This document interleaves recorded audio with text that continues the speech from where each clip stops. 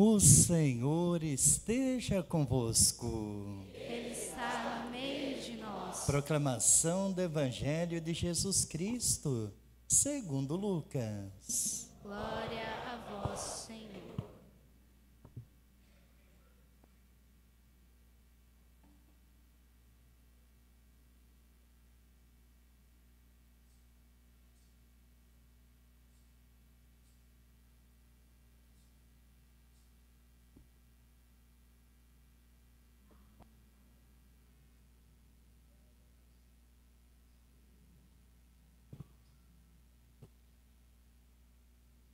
Muitas pessoas já tentaram escrever a história dos acontecimentos que se realizaram entre nós, como nos foram transmitidos por aqueles que desde o princípio foram testemunhas oculares e ministros da palavra. Assim sendo, após fazer um estudo cuidadoso de tudo o que aconteceu desde o princípio, também eu decidi escrever de modo ordenado para ti, excelentíssimo Teófilo.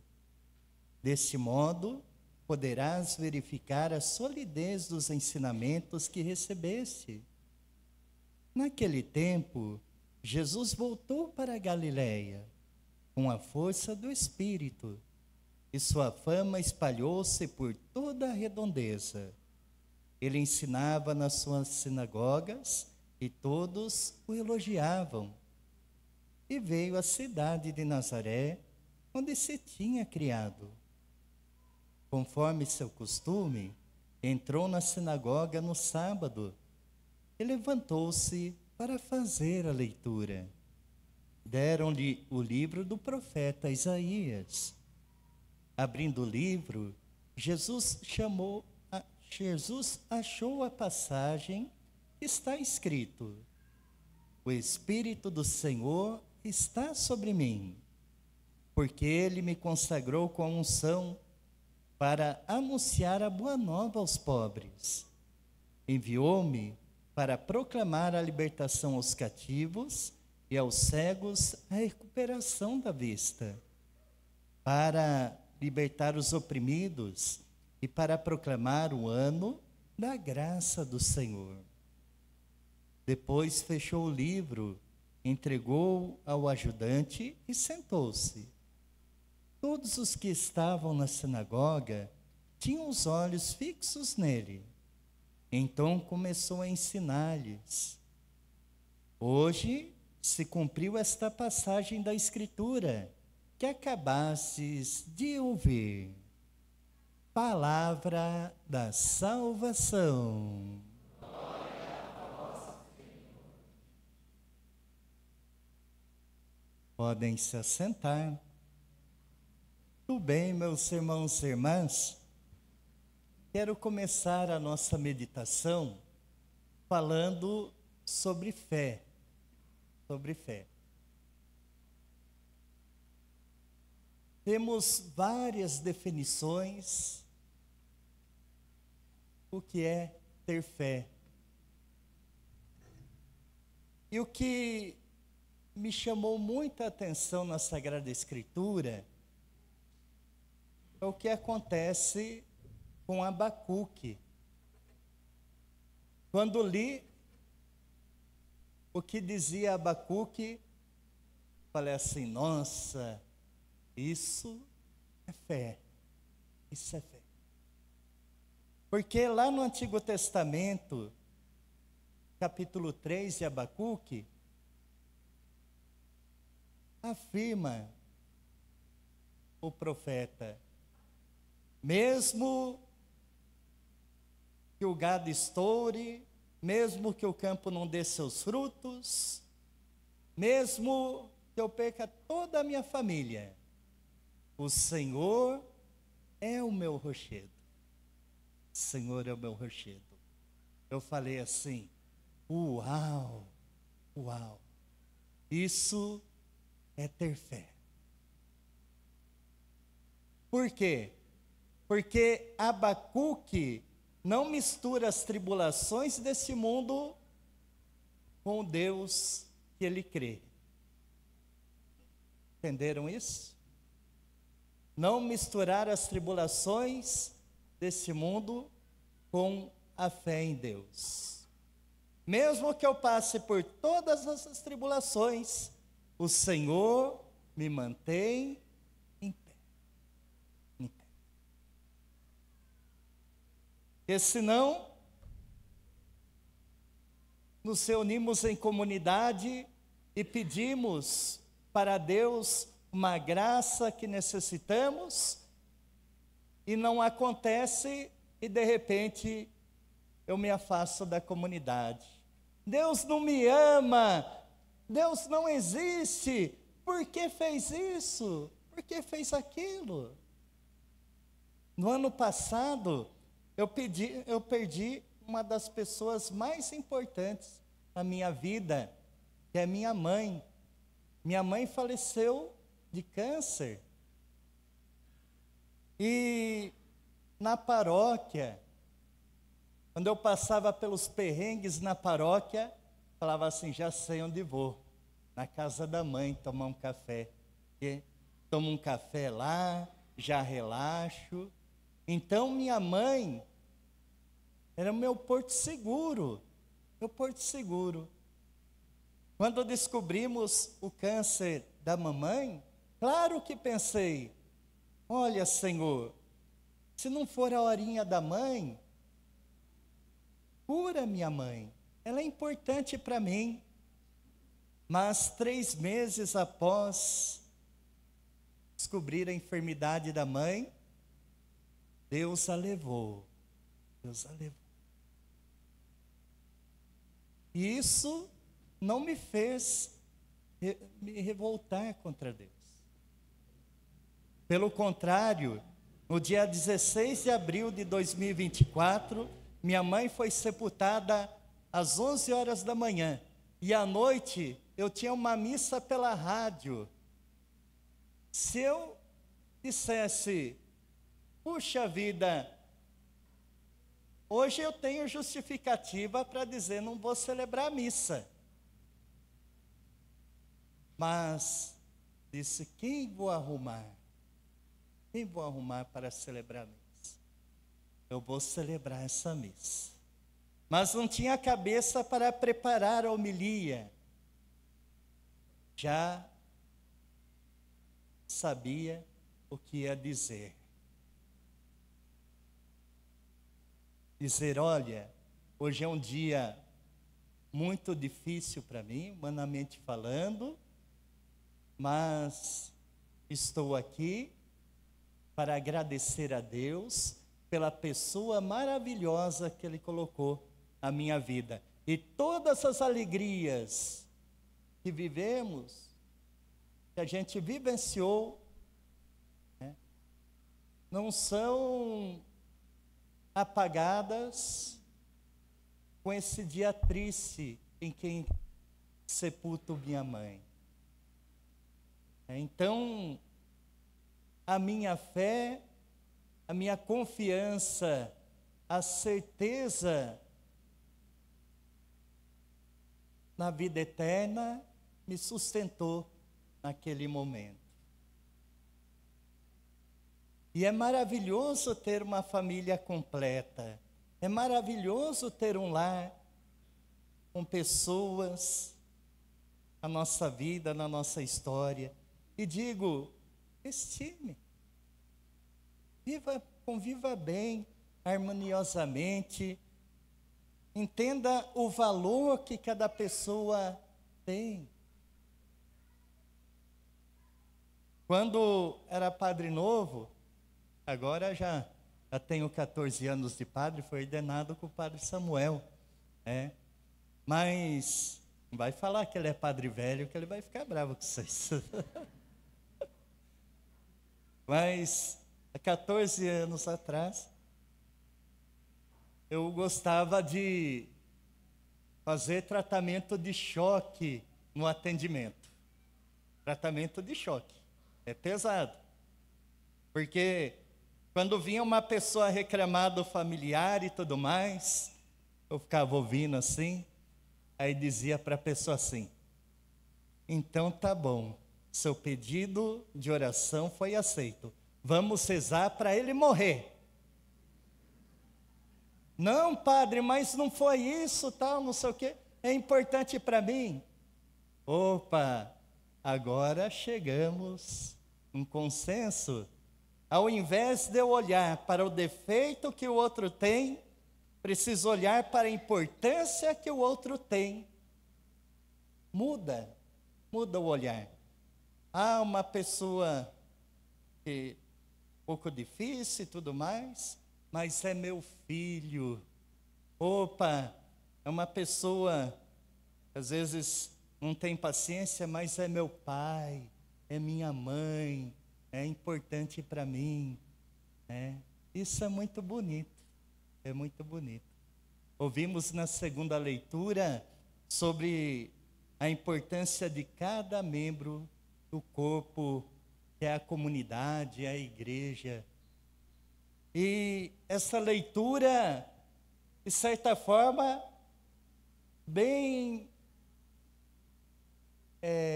fugiu a palavra agora.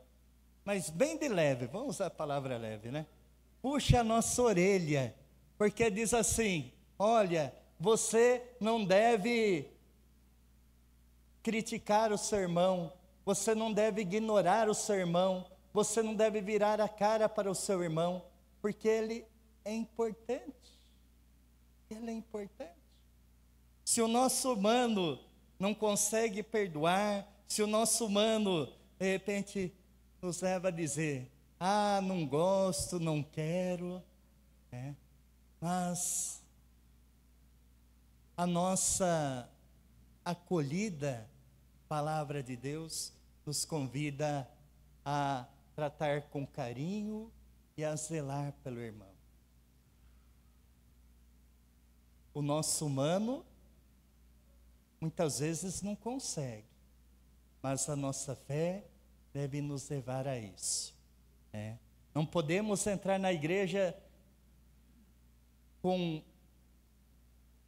mágoa do irmão, pedir perdão diante do altar, ouvir a palavra, comungar e sair com a mágoa do irmão, sem ao menos ter dito ao Senhor, Senhor, ainda eu não consigo, ajuda-me a perdoar, ajuda-me a perdoar.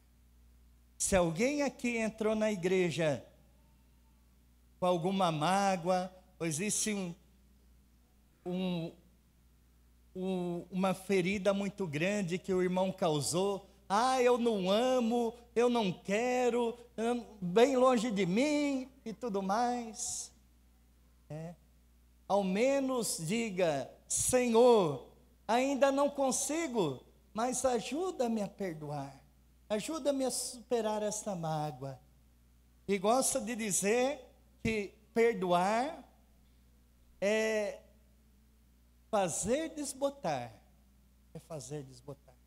E quando eu coloco no centro aquela situação, quando eu fico revivendo aquela situação, relembrando aquilo, eu não permito que aquilo se desbote.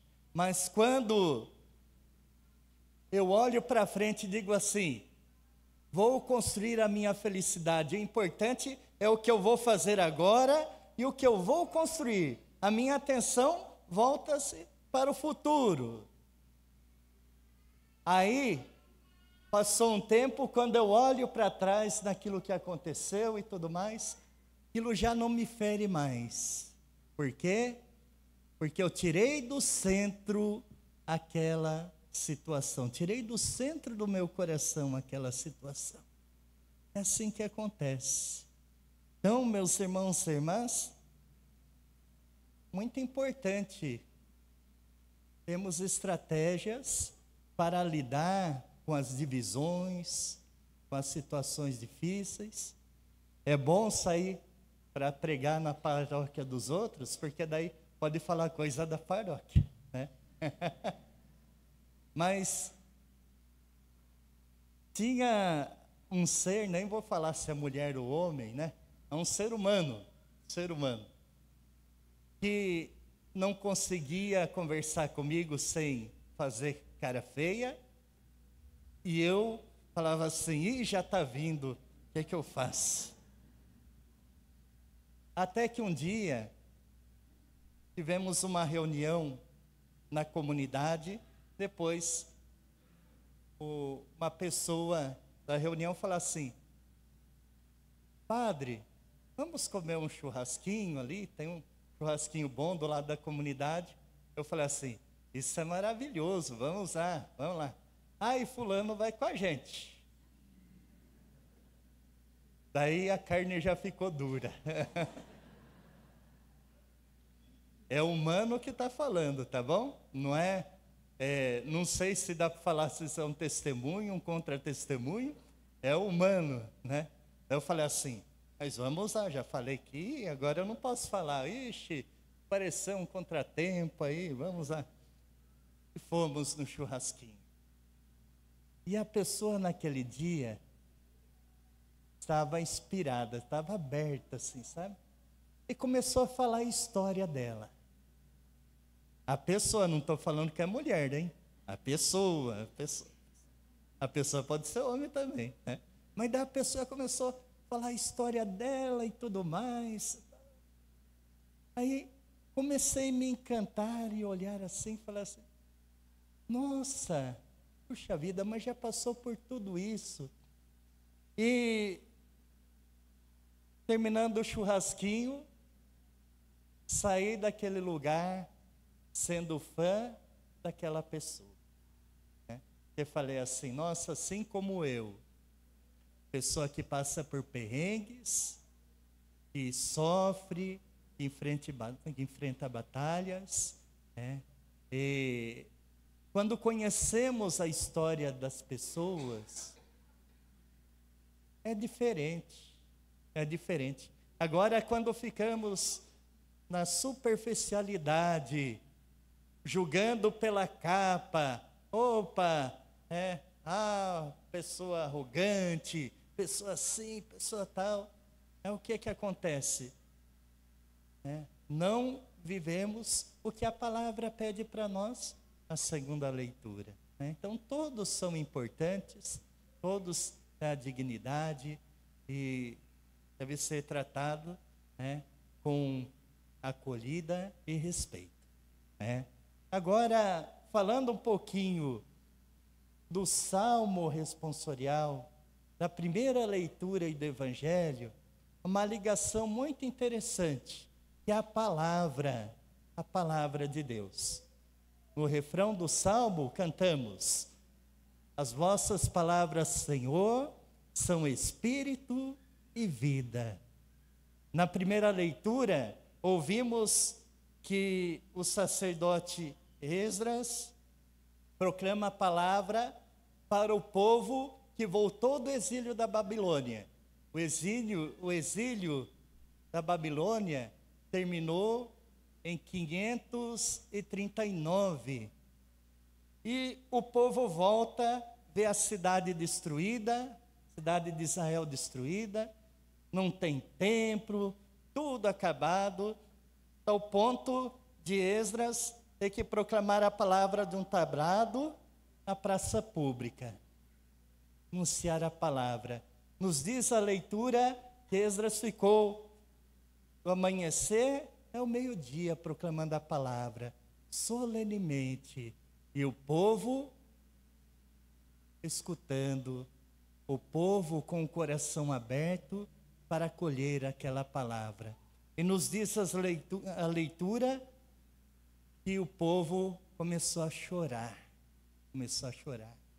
Não sabemos se é de arrependimento, mas inspirado pelo Salmo, digo que esse choro pode ser também de alegria, porque se a palavra de Deus é espírito e vida, então tocou o coração daquele povo. E o sacerdote Esdras diz para o povo, voltem para casa, façam festa, é dia de festa. Todas as vezes que ouvimos a palavra de Deus, isso gera festa no nosso coração. A palavra nos ajuda a sair do exílio e enfrentar os desafios da vida. Os desafios da vida. A palavra de esperança, do amor de Deus para conosco. Deus que diz: estou com vocês, estou cuidando de vocês. E no evangelho de hoje, Jesus entra no templo, na sinagoga, lá na sua terra natal, proclama a palavra do profeta Isaías. Proclama um trecho que fala do Messias, o Messias. O Messias que vem ao encontro do fragilizado, do cego, do pobre, do abatido. Interessante, porque faz parte da nossa identidade nos aproximar daqueles que necessitam de ajuda.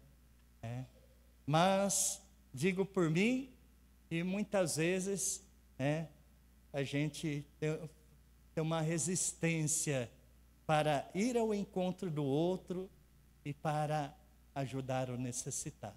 E faz parte da nossa identidade, ter o coração aberto para os pequenos, os fragilizados. E Jesus vai ao encontro desse povo, e vem ao encontro de cada um de nós, para oferecer vida, para oferecer esperança. E é por isso que estamos aqui, porque em Cristo encontramos vida, encontramos esperança e não somos enganados. Que Deus abençoe cada um de nós, o Espírito Santo que cobriu Jesus na sua missão, cubra cada um de nós, para que a nossa presença na vida dos irmãos leve vida, alegria e amor. Amém. Creio.